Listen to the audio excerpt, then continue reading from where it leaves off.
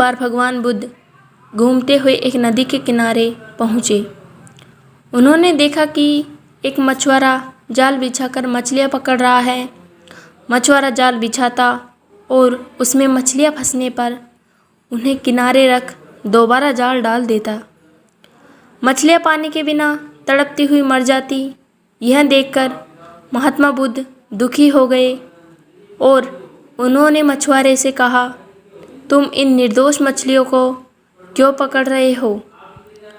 मछुआरे ने बुद्ध की ओर देखकर उत्तर दिया, मैं इन्हें पकड़कर बाजार में बेचूंगा और धन कमाऊंगा।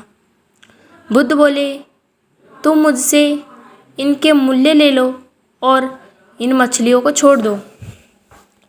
मछुआरा यह सुनकर खुश हो गया क्योंकि उसे बाजार भी नहीं जाना पड़ेगा।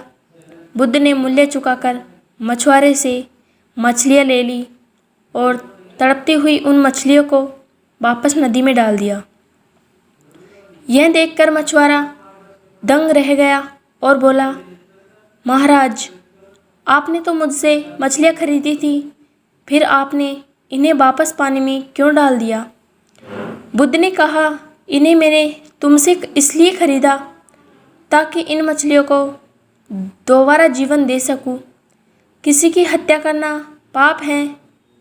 यदि मैं तुम्हारा ही गला घोटने लगूं तो तुम्हें कैसा लगेगा? मछुआरा हैरानी से बुद्ध की ओर देखने लगा।